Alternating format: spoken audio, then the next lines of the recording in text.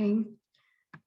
Good afternoon, everyone. You're very, very welcome to our International Men's Day webinar for 2021. We're just going to give a few moments for people to log on. I'm just watching the attendee numbers coming into the room there, and then we'll get started.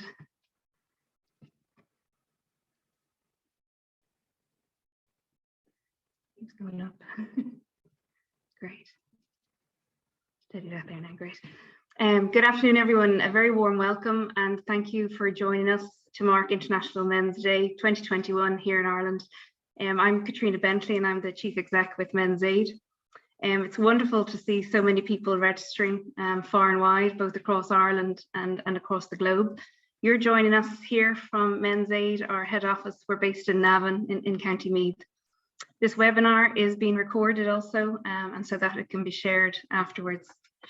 We are delighted to welcome Minister for Justice Helen McEntee, who will do the honours of the opening address, followed by Dr. Garrett O'Connor. Dr. O'Connor, born and raised in Ballymun in Dublin, Gareth left Dublin in 2014 to pursue his master's degree in psychology in the University of Limerick, and he graduated last year in 2020 with his PhD in clinical psychology. I'm conscious that people are on their lunch hour, so if I may, Minister, I shall pass over to you. Thanks a million.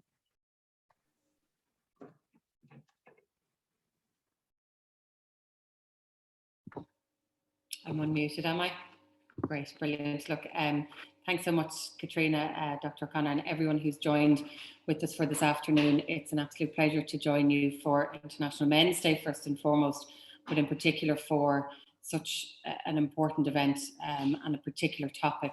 We're talking about violence against men, but in particular men who are in intimate relationships. And it's a difficult topic, it's a difficult issue. It's not something really that's discussed enough. So it's really, really important, this event.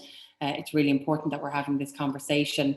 And I really want to thank Men's Aid for raising this topic, but for hosting this event. The organisation itself, I cannot thank you enough for the work that you do in general, but in particular over the last few years with COVID-19. It's been such a difficult time for so many people, but the focus that you have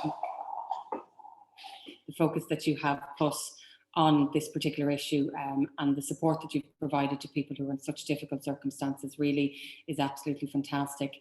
Given the number that you have as well, because I know you have quite a small team, looking at the figures, you made contact with over 5,000 people last year. That's absolutely enormous, or 5,000 contacts in total. And if I'm right, you're heading towards a figure of 8,000 for this year alone. So that's an unbelievable number. I know, Katrina, you're hopeful that obviously that increase in number is for a number of reasons, one of them being that we're talking about this more, that we're encouraging more men to come forward, that as an issue it's not as taboo as it had been. At the same time, I think we need to look at the fact that it is quite an increase, and we've seen through COVID-19 for both men and women, home has not been a safe place for everybody. And I know I've said this time and time again, home is a safe place for me. It wasn't for so many people, and where there hadn't been violence before in relationships, it's now come to the fore even more. So I think those increased figures are probably two things. Firstly, more people coming forward, we're talking about it more. Secondly, that we unfortunately have an increased incidence rate in this type of violence. To try and deal with this, there are a number of things. So last year I launched the Supporting a Victim's Journey, which is really setting out to do one main thing. How can we take the criminal justice system, the process that, and it is unfortunately a process, the process that a victim goes through from the moment that they decide to seek help, be it looking up information online, going to a Garda station, or talking to a family member, or indeed if they can't, then somebody else, that when they go to seek help, that help is there, that they're supported all the way, that they feel that they can talk to someone, that they'll be listened to, that they'll be believed. And that applies to men as well, because this is not something we know from the figures. While 1 in 7 men have or will experience domestic violence based on a lot of the research, only 5% of people who come forward are men. So there's a real imbalance there, and we need to make sure that people know that this is available to both men and women. In trying to improve the criminal justice system, it is about making sure that at every step of the process, people feel that they can come forward and that they will be protected. I'm really looking forward to hearing some of the work from Dr. O'Connor today. Have looked at some of the research, and I think what struck me most is just the range of incidents and type of abuse, everything from one single incident to 22 years of abuse. And it's very hard to believe or understand, not to believe, it's very hard to understand how someone could find themselves in that situation for so long, but it is the case, and it's very difficult for people to come forward when it's going on for that long as well. So, you know, it just reiterates the devastating impact that domestic abuse has against men. And I just want to thank Dr. O'Connor for his work. As I've said, I'm looking forward to reading more of it. I think it will also help us challenge the stereotypes that are out there. That this can't happen to men, that, you know, surely, you know, surely this isn't as bad as you're making it out. And just looking at one of the respondents, how they put it, violence against men is often played for laughs. You know, this is not a laughing matter. This is such a serious matter. And these kind of attitudes need to change. So it's only like events today, the research you're doing, raising awareness, talking about it, encouraging people to come forward, supporting organisations like yours, Katrina, and those who work with you. It's the only way that we're going to deal with this. And I'm absolutely committed to working with you and to supporting you in that regard. My department's also committed to a number of educational awareness campaigns. As I've said, this is part of it, providing the services and the supports and the system making it work, but we need people to come forward as well. We have the What Would You Do campaign and the No Excuses campaign, which I think have been really successful over the last number of years. And I want to thank Men's Aid and all of the groups who I suppose fed into that as to how we construct these type of campaigns. And as people will know, and as they've seen them, we have male victims as well as female victims. So it's showing that this is not something that discriminates based on your gender. It's also important with these types of campaigns that we're not just encouraging victims to come forward, but that we're showing and telling perpetrators of this kind of violence that it's not going to be tolerated, that any type of violence, it's against the law, morally, ethically, in every way, shape or form, it's not going to be tolerated, that the law is against you and that you will be prosecuted and that you will be punished for your actions. So it's really important that people see that and they know that that is the case. Finally, maybe just to touch on the fact that we are working on the third national strategy for domestic, sexual and gender-based violence. The second strategy will finish at the end of this year. There's been a huge amount of work, and again, I have to thank Men's Aid and so many others who've been involved in this, but right across government departments. So while my department is leading this, working with Minister O'Gorman on equality, this is housing, this is health, this is education, this is social protection, this is looking at all of the different areas that this can impact on a person's life, and how do we bring everyone together. And it's only that collaborative approach is going to make sure that we can actually tackle this issue. So I really want this to be the most ambitious strategy that we've ever had. I really want to make sure that the actions that we set out, we achieve them, and not only that, that we go beyond them, but also that whatever we present as a working document, that it's a living, breathing document, that it can adapt, it can change, and that it can respond to issues as they arise, as we know they certainly do. So I hope to have a draft of that at the end of the year. There'll be a really short consultation just to make sure there's nothing we've forgotten, there's nothing that isn't there, there's nothing that we need to add to it, and then it'll be published early in the new year. So lots of different strands happening, but again, specific to today, the particular focus on violence against men and intimate relationships. It's a really difficult issue, I think, for people to talk about because it's not something we've talked about before. It doesn't fit into the norms of maybe what men should be doing or what they should be achieving. And I think we need to get rid of that stereotype. We need to get rid of that issue. And we need to start talking about this because the figures, again, I go back to them. 1 in 7 men will experience violence or abuse. Only 5% of those who come forward are men. It's not a good enough figure. And I'm absolutely committed to working with you to try and increase that and to make sure that those supports and that support is there for men when they do come forward. So thank you very much. Look forward to working with each and every one of you. And of course, look forward to hopefully meeting you in person again sometime soon. So thank you. Terrific. Thank you so much, Minister. And thank you so much. It's terrific to hear the commitment as well from yourself and your department. Dr. O'Connor, may I hand over to you? Would you like to take the stage? Thanks to Katrina and everybody at Men's Aid, first of all, for giving me the opportunity to present this report. And particular thanks to the Minister. I'm sure there's 1,000 drains on your time. So really big thanks for coming along. It means a lot. So give me 1 second.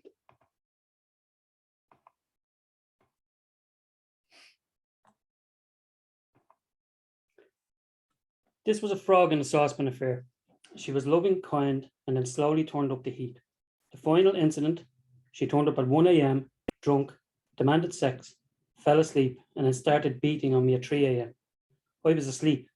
I physically picked her up, put her outside the house, and she called the police, accusing me of battery.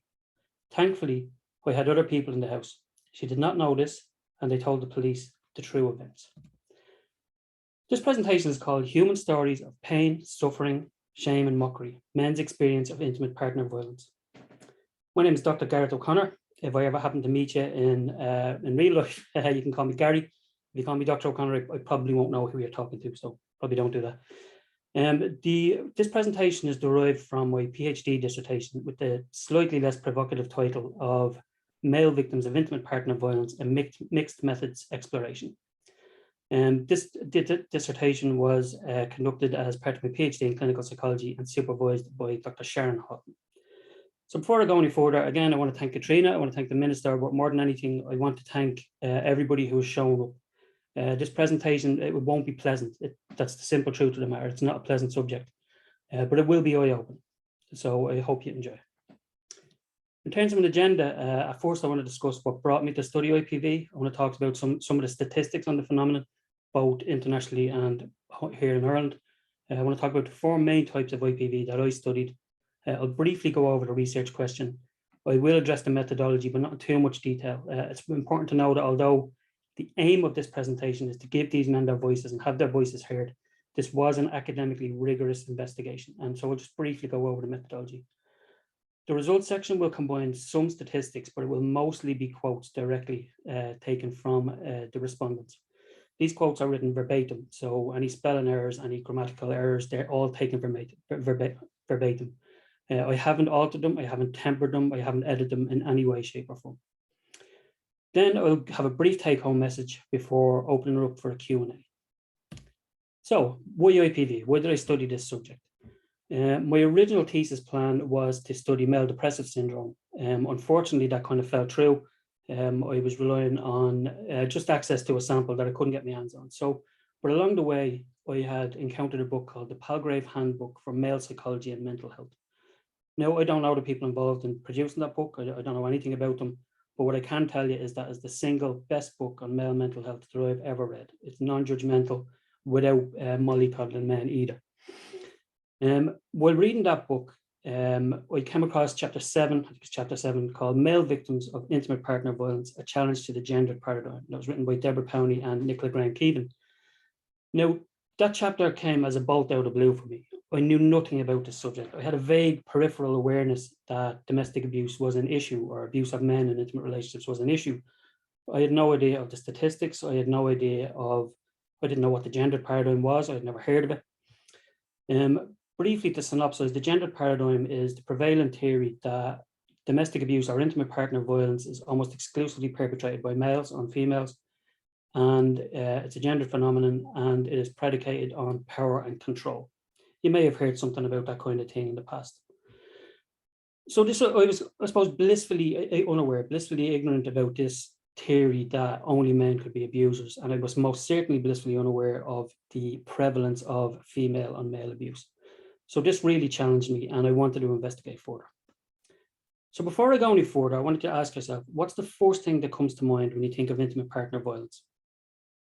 If you're anything like me, before I conducted this research, the first thing that would have come to my mind was a battered woman with a brutish, probably drunken man standing over. That's what would have occurred to me. Having done this research and having really dug deep into the research body at large, what I found is that's nothing of the sort. Of course, that does happen, and I would never in a million years deny or denigrate the female experience of abuse. But the picture that we're presented with in the media and elsewhere, it simply doesn't represent reality. So the Partner Abuse State of Knowledge in 2012 was a gigantic systematic review of the literature on domestic abuse and intimate partner violence. The sample size of 157,000. what they found was 33.6% of people experience abuse within a heterosexual relationship, an absolutely enormous percentage. 56% of that was bidirectional, whereas roughly 15% was male on female, and roughly 30% was female on male. Now, this is an important statistic. Bidirectional abuse, when you look at community samples, these are the samples with the largest, taken from the largest populations and the largest sample sizes. What you find is roughly 60 to 70% of all domestic abuse is bidirectional. What that means is this is not a case of an abusive man or an abusive woman, this is an abusive relationship. Of the other 30 to 40%, depending on the research that you read, give or take a few percentage points, what we get is some will say that male on female abuse is more prevalent, some will say that female on male abuse is more prevalent. But broadly speaking, what we have is gender symmetry, and there's a huge wealth of evidence supporting that theory. Yet it's still denied. Now, if you go to the Irish statistics, the domestic abuse of women and men in Ireland report, it's quite old and most likely out of date by now, so that 15% of women and 6% of men have experienced what they describe as severe domestic abuse. 29% of women and 26% of men have experienced abuse when severe and minor types are combined. And 13% of women and 13% of men have suffered physical abuse. Very pertinently, and it's something I'll go into more detail a little bit later, the report also indicates that only 5% of male victims report their abuse to the Gardaí, while the figure for female abuse victims is 29%. Now, both of those figures are way, way, way too low, and they indicate that something is going badly wrong somewhere along the line. But when you see 95% of male victims of abuse, these are people who are having crimes perpetrated against them, don't go to the guards.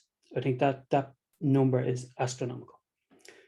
So that's in terms of gender symmetry. And I think when you go into the research body, you see that there simply isn't any foundation. It doesn't stand to any scrutiny that domestic abuse is solely a male issue, solely male on female. Moving on to the causes of domestic abuse and going back to our past study, but other studies as well, again, had a gigantic sample size, and what they found were that causal factors were heterogeneous. So there were multiple causal factors that cannot be restricted down simply to power and control. What they found was, in order of prevalence, the real causal factors or the real relationship issues that caused domestic abuse. One was retaliation, second was expression of anger, third was communication difficulties, and fourth was seeking attention from a partner. Power and control was down somewhere around number 7. And what that study and other studies have found is that where power and control predicates domestic abuse, it is roughly equal between men and women. So this is not a case where men abuse women in order to exert power and control. These things are much more nuanced, much more complicated. And I think it denigrates both male and female victims of abuse to reduce it to 2 factors, such as sex, gender, and power and control. The evidence doesn't support that. So what are the types of abuse that I studied? Physical abuse, which is the most common form of abuse. When you talk about domestic abuse, when you talk about intimate partner violence, physical abuse tends to be where people's minds go. Emotional abuse, and I would call that emotional and psychological abuse. And that could be anything from verbal abuse to coercion and control, depending on the nature of that coercion, to denigration, anything like that, verbal assaults. Sexual abuse is more controversial when you're talking about female on male perpetration. And one of the controversies is that in most Western countries, or most countries in the world, by definition, women can't rape men. Biological women can't rape men. The reason being, most of the laws state that in order for rape to occur, penile penetration has to occur. And so by definition of the law, rape can't be something that women do to men. So a lot of time we talk about force to penetrate. And somebody called Siobhan Weir over in the UK has done some excellent research in that area. But beyond physical sexual abuse, what we saw a lot of, and what we see a lot of in the research body, is sexual denigration, verbal sexual abuse, sexual coercion, lots of different types of abuse. But it is a controversial subject, and it takes a leap of faith sometimes to actually read into the literature. The final type of abuse I looked at was legal and administrative abuse. Now, this is the least studied form of intimate partner violence. Why? Well, I think in part because most people who experience it don't identify it as abuse. They think it's just an interpersonal relationship issue. And B, because it's almost exclusively, not exclusively, but almost exclusively perpetrated by women on men. So what is legal and administrative abuse? It is using the court system or the threat of the court system or the legal system against the partner. So what we would see are threats of accusations of child abuse, threats of accusation of domestic abuse, rape. Then when the relationship breaks down, quite often the legal system can be used as a stick to beat the man with. So access to children will be denied and so on. The outcomes of this aren't just detrimental to the man who's experienced it, but we know that it's intergenerational. We know that this significantly affects their children too, in the mental health domains in terms of depression, anxiety, and so on, in the neurodevelopmental domains in terms of ADHD and other issues like that, and the cognitive domains in terms of school performance, learning, and so on. So legal and administrative abuse is absolutely an intergenerational form of abuse. So the research questions, what did I actually want to know with this research? I had read a ton of statistics and I'd read a ton about the prevalence rates and about the causal factors and so on. But what I felt was missing in the literature was, what is the male experience? How do they talk about their experience of the abuse? I wanted to track that experience from how they felt before the experience, through the experience themselves, and then how they felt afterwards.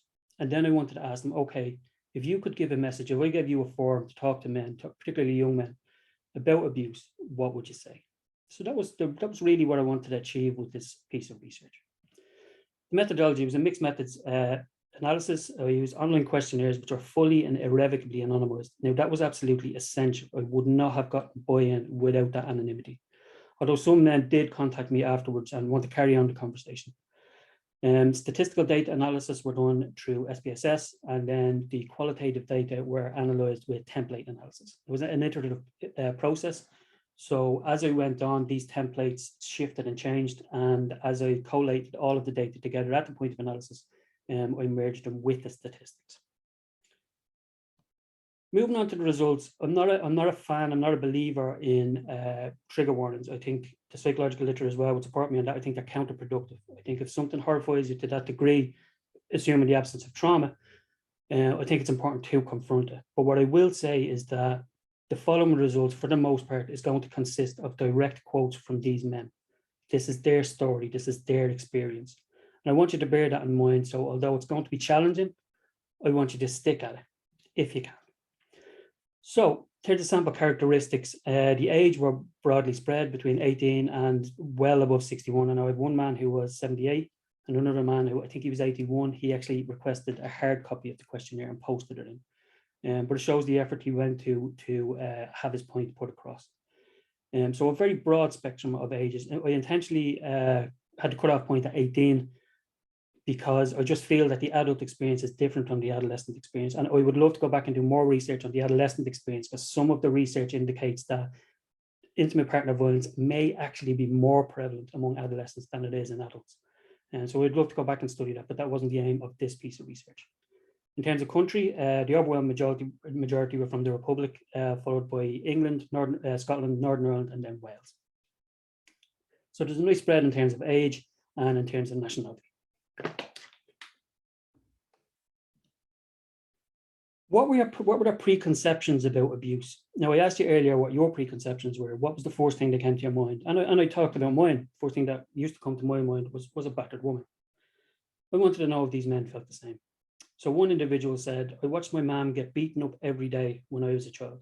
I thought it just happened to women, and I promised myself I would never do it. I never in a million years thought it would happen to me. These quotes are selected not because they're extremes, they're not extremes at all. I selected these quotes because they are representative of the overall data. And what this man just said really synopsizes what the other men were saying too.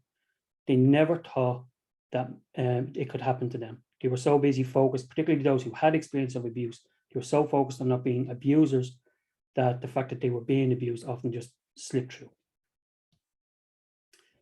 In terms of relationship characteristics, the relationships lasted between 6 months and 30 years. And as the minister very rightly pointed out, the abuse ranged from one isolated incident through to 22 years of ongoing systematic abuse. Now, I want to just address that for a minute, because there's no such thing as just one incident. There is no excuse for domestic abuse. There's no, whether you're male or female, there's no excuse for intimate partner violence. So there's no such thing as just one incident. But when you look at somebody and you put yourself in the shoes of somebody who's had 22 years of ongoing systematic abuse, life must have been hell. And it's not taking too much of a conceptual leap to say that. 82.5% of respondents reported having left the relationship. Now, of the other 17.5%, I think it was roughly 10% said that they stayed in the relationship because of their children. They didn't want to lose access to their children. There was also, I think, roughly 5% said that they still love their partners. They wouldn't leave because they still love their partners despite the abuse. 53.6% reported that the substance abuse contributed to the overall experience of abuse, and in particular alcohol. Now, I actually expected that percentage to be a bit higher. So that's very interesting. It's an interesting statistic when you think that there's 46.4% perpetrated this abuse while they were in their sound mind, or as sound as they could be. 79% said that the partners never expressed any kind of regret or acknowledged that they had been abusive. So one quote said, "She only expressed remorse when I broke up with her, and this was applied to get me to rescind my decision. She didn't care, acknowledge, or even realize what she was doing. It was total disregard for another human being or another human with feelings." That attitude is something you come across a lot. In my clinical experience, I have met lots of women. I've met a few women, I'm not going to say lots, who would describe abuse. But when I ever brought it up that may be considered abuse, it did not register in any way, shape, or form that could be considered intimate partner violence or abuse. Moving further on into the experience of abuse, roughly 89.5% reported experiencing physical abuse at the hands of their partner. Roughly 90%. That's a huge number. So one man said there was significant physical violence, which included punching, pulling hair, boxing, especially when I was asleep. She used to wake me up punching me. That motif of being assaulted while you were asleep permeated the day. It was a big thing. Similarly, repeatedly had items thrown at me, crockery, pots, pans, books, whatever was to hand. Once I was repeatedly punched as I retreated until I could not retreat any further. She gave up when her hands became too sore. So again, we see that quite often, possibly because of the strength disparity, women will attack while their partner is asleep. Abusive women, not women, will attack while their partner is asleep, or they will use weapons. And you find in the literature, women are significantly more likely to use a weapon in physical abuse than men are.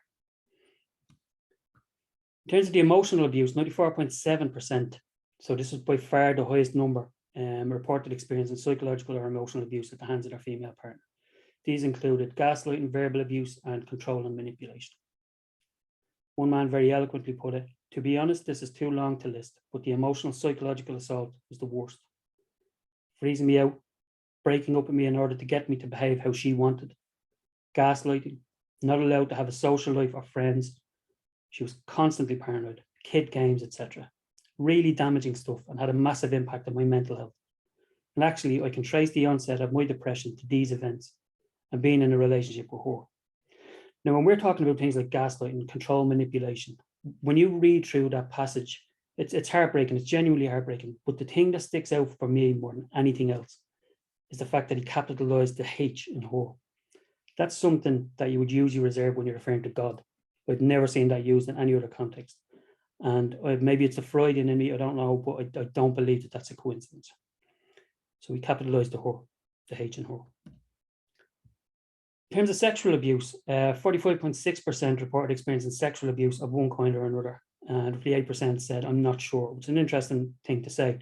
Experiences of sexual abuse described included physical sexual abuse, including coercion, verbal sexual abuse, and withholding sex or intimacy as a means of control or punishment. One man wrote, "On the date redacted, she raped me in her bedroom. I had no interest in having any physical contact with her, and I tried to push her away. However, she's a lot bigger than me and forced me to penetrate her."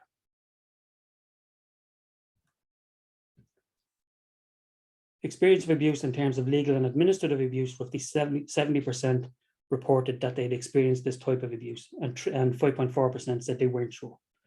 False accusations of abuse were prevalent throughout the data set, as were reports of children being used to inflict pain on the respondent. And it's something you would see coming up in the family courts quite a bit, not always, but quite a bit, that access to children is used as a weapon to beat men with. So one man said, "Untrue allegations of abuse made against me. Took years of court cases to clear my name. Court ordered access denied by the other parent. When brought to the attention of the forecourt, was told, family court is not in the business of imprisoning mothers, and despite having proved your case fully, I will not be sending Mrs. Redacted to jail today. Case dismissed." On at least 3 occasions, the children were illegally removed from the state and the central authorities had to become involved. And that's fairly typical of the experiences that you hear about with men who are involved in the family court. One of the most striking statistics, one of the most striking reports were in the context of multiple forms of abuse. So 20 people out of 58 reported that they'd experienced all 4 types of abuse in their relationship. I can't imagine a more clear vision of hell than being subjected to physical abuse, sexual abuse, emotional abuse, and legal and administrative abuse, all in the context of one relationship. 21 from the sample said that they'd experienced 3. One man wrote, mental abuse, blamed for her failures and frustrations, physical abuse, assaults with knives and hands, emotional abuse. Nothing I did was ever good enough. Another popular motif throughout the quotes. She was never at fault. Threats, manipulation, lies, cheating, public humiliation. That was his experience of his relationship.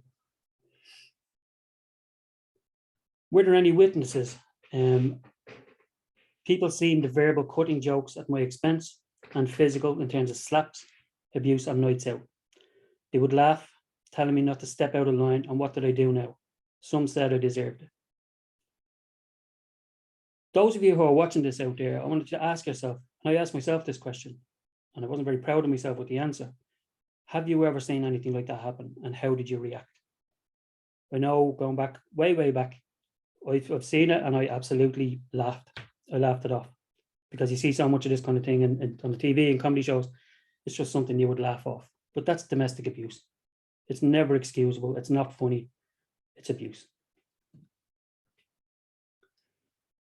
In terms of the outcomes, now I'm a clinical psychologist, so I focus on the psychosocial outcomes, but there was a wide list of physical outcomes too, in terms of being stabbed, in terms of bumps, bruises, cuts and that, but I focused on the psychosocial outcomes.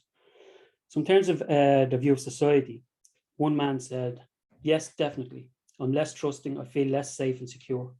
I'm less likely to put myself out there for fear of being taken advantage of. I've lost confidence, control, or self-esteem, and I'm now a shadow of my former self. I feel forever changed.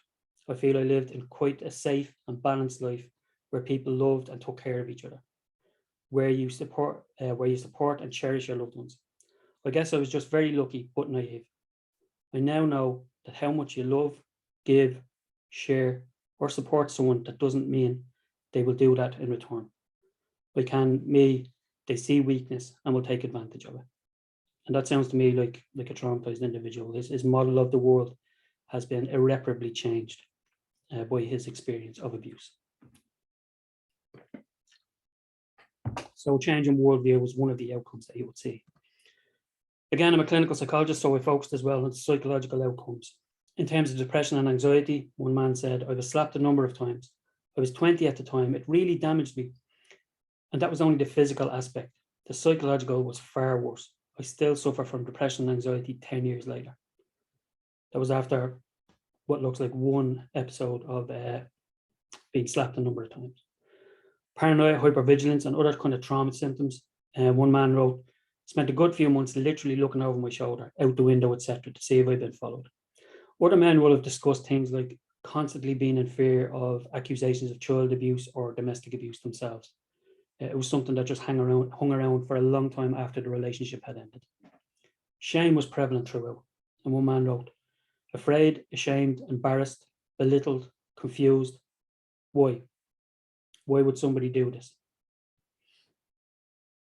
Suicidality, I'm going to focus a little bit more on. One man wrote, I felt trapped and like I was cursed to live the rest of my life in misery. I contemplated suicide a lot, but didn't follow through for my daughter's sake. Now, when we look at suicidality, it's important to emphasize how big a problem this is for men in this country and all over the world. Men in Ireland kill themselves at almost 4 times the rate of women. That is absolutely shocking. It's a shocking indictment of society at large. It's a shocking indictment of the mental health services. It's a shocking indictment of every single person involved in it. We know one of the biggest driving factors for male suicide are relationship difficulties, not necessarily abuse. To the best of my knowledge, abuse, the relationship between domestic abuse or intimate partner violence and suicide has never been studied in Ireland. I would stand corrected, but I don't think so. but relationship difficulties in general is one of the top 2 drivers of male suicide. So if you're a man experiencing abuse, who do you turn to? There are generic services there, generic suicide hotlines there, but they're not going to understand you. They're not going to understand your problem. So who else have you got? You've got people like Men's Aid who are doing a brilliant job, heroes all. But the fact of the matter is they're woefully underfunded. The helpline works on office hours. That's how underfunded they are. So if you're a man who's suicidal after experiencing abuse, you better hope that that happens during office hours, because otherwise you're in trouble. And that's just the state of affairs at the moment. And that's a terrible indictment of our society. In terms of relationships, relationships with the children suffered. One man wrote, "My children suffered the most. My daughter became violent towards my son for a while. And once, when talking to my daughter about not hitting her little brother, she kicked me in the stomach. And when I told her we don't do that, she said, well, mommy does it. My son has become afraid of anything resembling violence. So he's afraid of rugby, martial arts training, etc.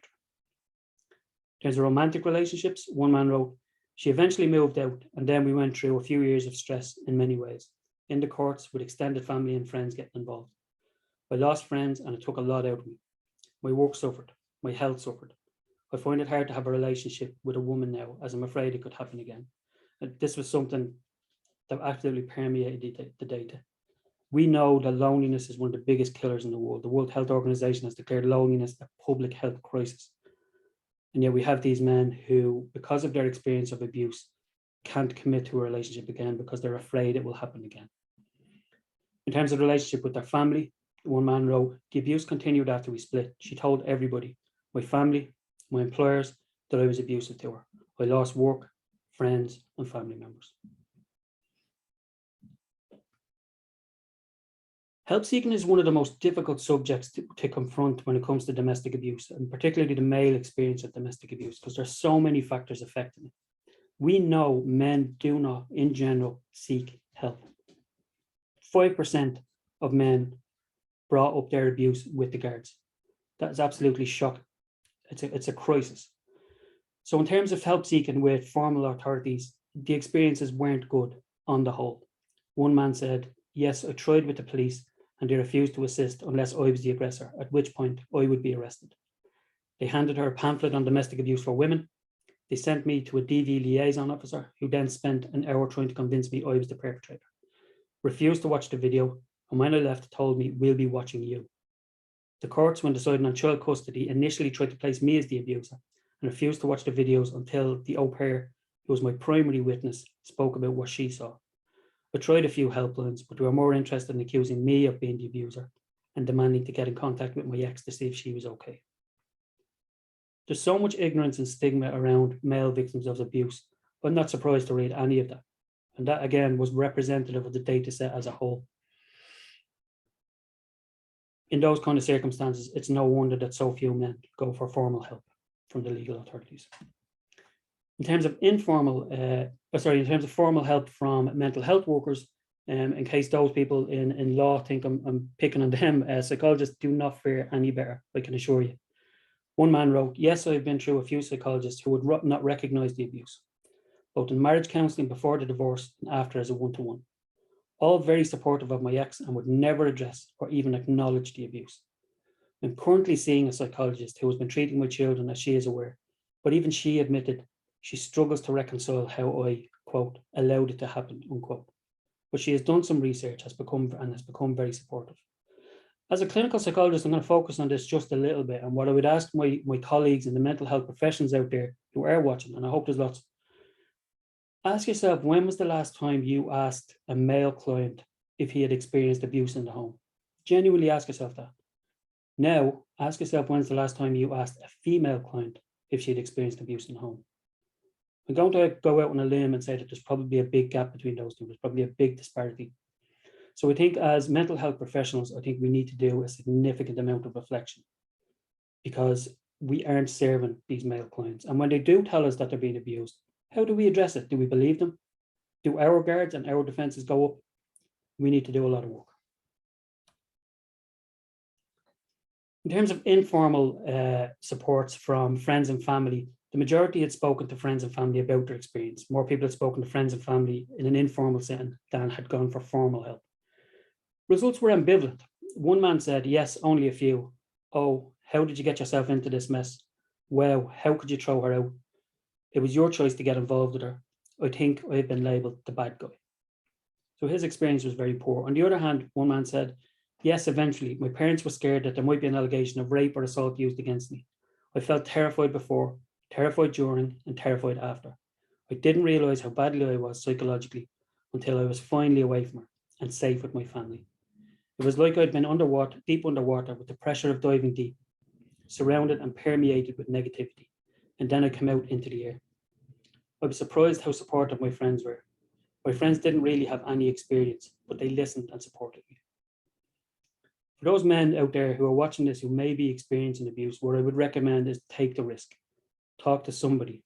It's entirely possible that you might get rejected, but you won't know. You need to try. Don't feel that you have to keep this experience just into yourself. We also asked these men how they felt perceived. We specifically asked them how they feel perceived by males, how they feel perceived by females, and how they feel perceived by society at large. How we interact in society is heavily predicated on how we think other people view us. So I felt that this was an important question to ask, particularly in terms of recovery after the experience of abuse. So when I asked them about males, the word weak was used by over a third of respondents. That specific word, weak, was used. One man said, I think other men laugh at us. They think we are weak. Most men would say you should hit her or leave her. When I asked about females, the word weak was used by 25% of respondents. I think women have a more nuanced view of other women and understand fully how much harm they can cause, especially from experience in school with bullying and interpersonal conflicts. Other women might think it's completely normal. Violence against men is often played for laughs. And I don't think any of us could actually deny that. Anybody who's been exposed to TV, movies, anything like that, we know that violence against men is played for laughs. In terms of society, one man said, I thought this was just a really eloquent quote. In short, being abused as a man is not seen as an issue in Ireland. In Ireland, women are always right, and the burden of proof is always on the man. If they said that a man is wrong, he has to prove that he's not. If a man says that a woman is wrong, he has to prove that she is. It's impossible to call the authorities against a woman.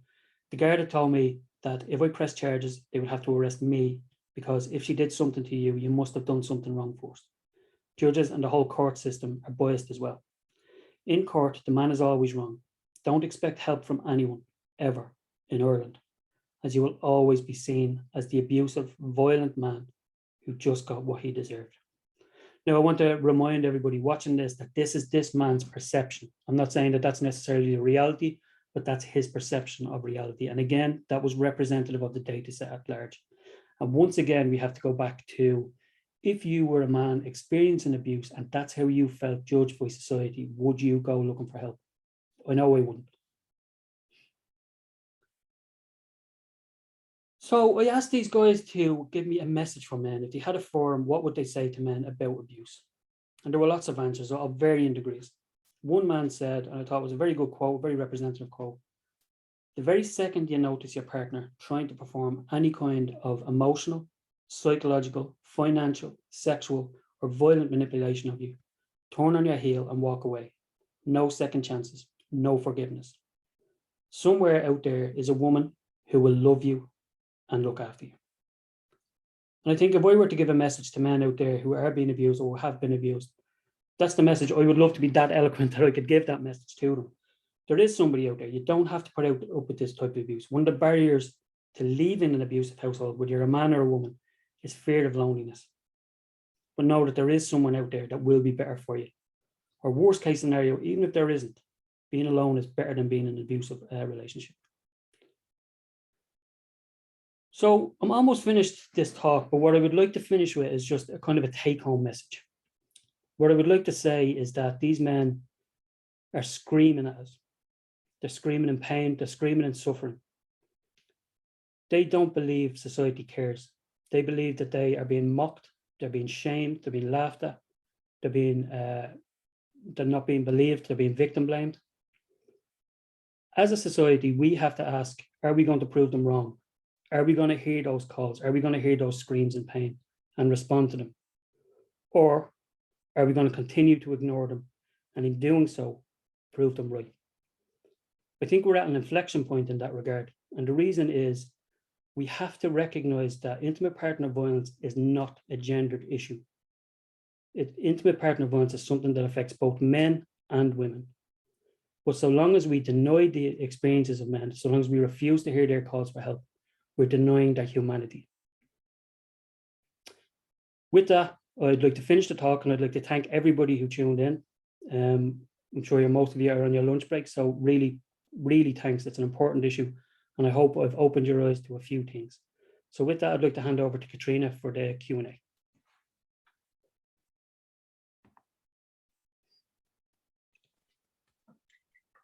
Wow, thank you, Dr. O'Connor, Gary. Really, really insightful data there. What I'd like to say first is for anyone in the audience who might have been triggered by any of that presentation, please be aware that there's helplines nationally, Women's Aid, Men's Aid, Dublin Rape Crisis, etc., and the Samaritans. I'm very aware it's a very heavy topic.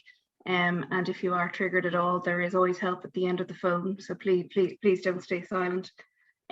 Just to come back on a point you made there during that, Gary, the Samaritans Ireland have actually been in touch with us to look at doing some research next year in 2022 with the correlation to look at domestic violence and suicide.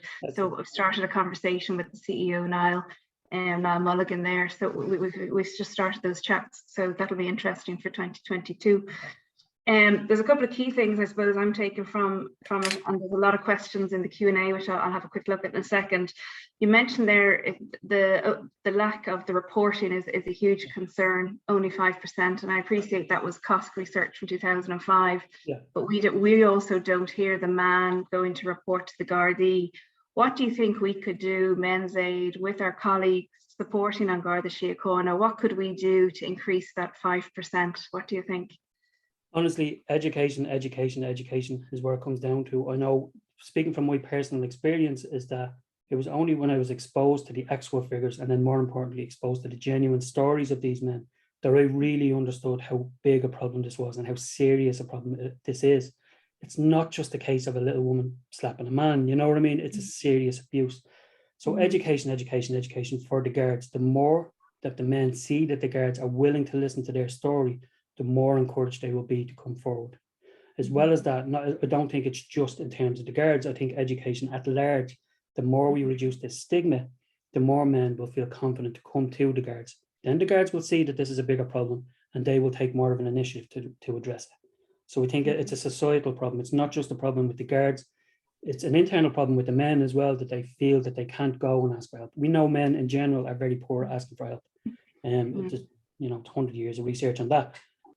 So it's not a problem localized with the guards by any stretch of the imagination, but I think by increasing the education on the male experience of abuse, you're going to significantly increase the number of men who will come and ask for help, because the stigma will be slowly but surely lessened.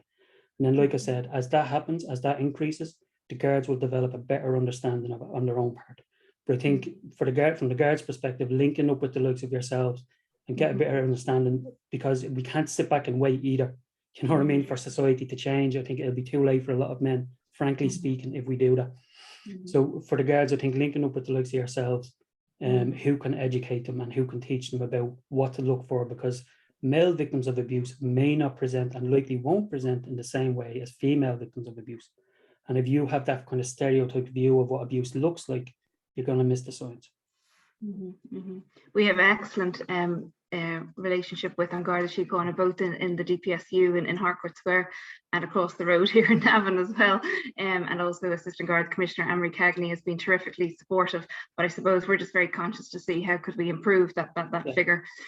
Were there any particular barriers to reporting or actually seeking support or seeking help? Are there any was there threads in terms of what their barriers were? Absolutely, and I would look at that in two forms. There's internal barriers and then there's external barriers. So internal barriers for men are the barriers we see with any help seeking. There's kind of a joke that a man would have to have his arm hanging up before he'd go to a doctor. So internal barriers include kind of a skewed view of traditional gender norms. I don't think it's actual gender norms, but I think it's a skewed view of traditional gender norms that says that men have to be the strong, stoic ones. We don't ask for help, we're self-sufficient.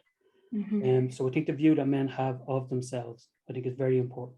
The shame that a lot of these men feel is something that came through, and it's one of the most heartbreaking things, because if you feel shame because of what somebody else is doing to you, it's horrible, it's toxic. So the internal shame that they feel stops men from coming forward.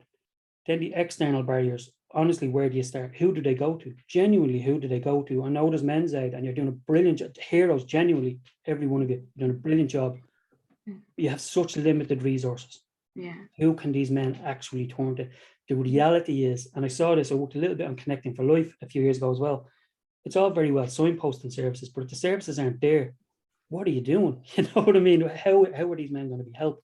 So the simple availability of sources of help is a huge barrier, huge barrier.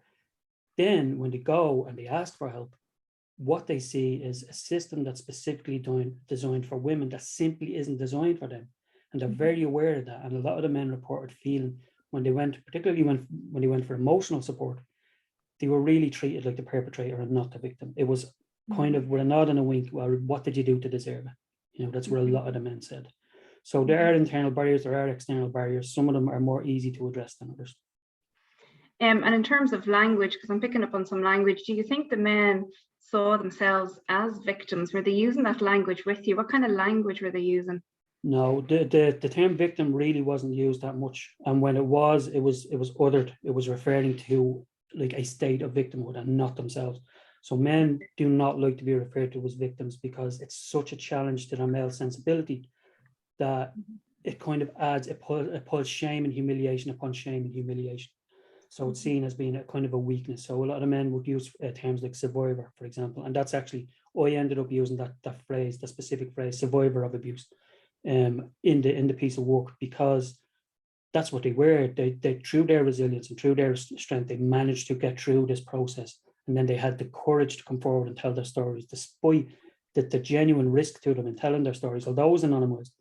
And to bring all those memories back up, I think survivor was a more pertinent phrase to use for them, and that's the phrase that they preferred, I found, rather than victim. I'm going to check the Q&A box there. Minister, would you like to say a few words there, and I'll just check the Q&A while you're doing that? Absolutely, just maybe to touch on a few of those points, and I've been looking at some of the questions online as well. I mean, the education piece, if you look at, so supporting a victim's journey that we launched last year was a follow-on from the O'Malley report, and he had 4 key areas, and one of them was education. And it's not just the guards, it's the legal profession, it's our judges, it's our mental health professionals. So there's a whole series of work that needs to happen. And you mentioned the DPSUs. I'm actually heading to the Navan one after this, just to meet with the team there. Because first and foremost, it's so important that those who are in the Divisional Service Protective Units are as educated as they can be. And obviously they're very specialised in this work, but that it's across the 14,600 force that we have, or the police service that we have. So the DPSUs and those in it, there'll be training completed by the end of this year, and then the commitment is that there will be a broader training across all of the police service by the end of next year. So that's a really important element. The Law Society and the Bar Council are working to develop their own training as well for their members, and then the Judicial Council focusing on judges, you know, the fact that maybe there isn't the understanding or the focus that there needs to be where there are men who are victims of sexual or emotional, physical, psychological abuse as well. There's, I suppose, a body of work as well, if we look at the elements of supporting victims' journey, and making sure that men are encouraged to come forward, the educational piece, and the I suppose making sure that any of the campaigns that we do, that it's focused equally on men and women. But the third piece then, sorry, my mind is trailing away from me. The third piece then, to particularly focus on, is to make sure that when we're mapping a typical journey, so to do the work of supporting a victim's journey, I asked all of the organisations to come forward, so Men's Aid and as well as this, to map out what is a typical journey, if you can use it in inverted commas, what is a typical journey of a person from when they seek help, they go through the process. So we're trying to understand what a man's journey might be, what it looks like, the negative responses and experiences. And we can only just see from all of the various different experiences that you've gone through, Gary, that it's not good, it's not positive. So there's a huge amount of work to do. So I hope even by reaching out, asking Katrina, yourself and your team to come back with the experiences that men are facing, that's now feeding into what we're doing with supporting a victim's journey. I think there's a long way to go, unfortunately, but can I just thank everybody who contributed, Garrett, to your piece of work, because really difficult to come forward and to speak, but that's the only way we're going to deal with this, by people actually coming forward and giving their own lived experience. So just to thank everyone. Absolutely. Brilliant. Thank you. Thanks, Minister. Gary, I have a question from a psychotherapist in the room. Just as a psychotherapist working with couples and individuals, finding the balance between identifying the victim and the abuser, especially given the manipulative, coercive tactics that can be used by either gender, has been challenging. Are there any resources you can point us to for further equipping us with more skills and awareness in the area? I too have had similar experience with men feeling let down by the justice system and other support services. I agree there needs to be more education, myself included. So that's from a psychotherapist in the audience. Honestly, I don't know of any resources, because the male experience of abuse is so infrequently acknowledged. There just aren't resources out there, because the main academic position is the gendered paradigm. So all the resources that are there are designed for female victims of abuse. Now, look, I'd never in a million years deny their experience either. Not in a million years would I. But the simple fact is the resources aren't there. What I have found is the best resources that I've come across are the likes of DBT skills. So DBT skills, one of the modules would be interpersonal effectiveness. And that can teach people how to, I worked under the brilliant Simon Weil down in Limerick, and we talked a lot about teaching people how to disagree amicably. And I think that's one of the big skills. When you understand that most of this intimate partner violence is bidirectional, it's relationship issues that denigrates into abuse. If people can learn to disagree amicably, in attachment we call it rupture and repair, they can have these fallings out without having to go into abuse. Beyond that, I would say there is an absolute ton of resources out there now, and it's an ever increasing amount of resources. Some of the research out there, Elizabeth Bates is doing amazing work over in the UK. She's an absolute warrior. Don't know who she is, I've never met her, but I've read a ton of her work. Go and seek out these researchers. Read the Palgrave Handbook. It's brilliant. It's genuinely brilliant. Anybody working with men in a mental health capacity needs to read that book. It's the Bible of male mental health. I can genuinely say that. But yeah, seek out the research. And the thing is, you will have to go digging for it. And if you want to email me, I can send you on a whole bunch of stuff as well. But in terms of the therapeutic body of work, I personally haven't come across anything that specifically is designed for that. Whereas DBT skills, because it was originally designed for, let's say, emotionally unstable personality disorder, a lot of that work is pertinent to the issue. So that's where I'd say in terms of therapy. But beyond that, read the evidence base. Read people like Elizabeth Bates. Read people like Siobhan Weir, and you will see. You will get a better idea. Read my paper is available free of charge from the UL repository. Read it. Because we're happy to send on the link as well if anybody wants to have an email to send it into hello@mensaid.ie, and we will forward on that link. We actually were before the Oireachtas a number of months ago, and I spoke with Siobhan Weir and Liz Bates before I delivered to the Oireachtas a couple of months ago. So both Liz and Siobhan are dying to come to Ireland for when we can, for a conference, actually to host a conference. So that, please God, in 2022, that will be on the agenda as well. So I speak to Liz probably once a month. So we tap in. I didn't know that. She's a great resource as well. Okay, it's 1:30. I'm just conscious of everyone's lunch, so I'd like to wrap up.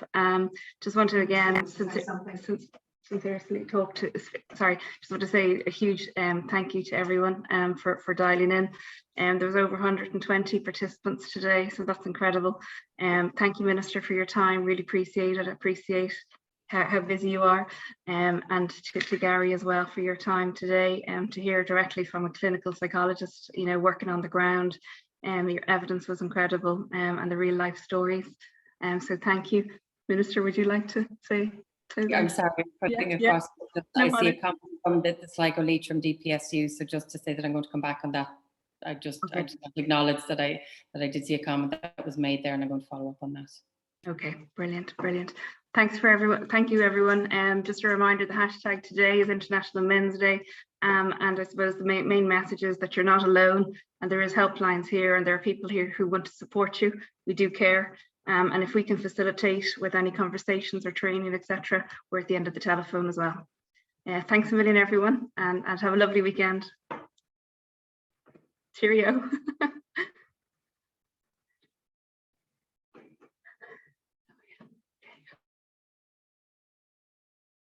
Okay. Is that all right? Wonderful.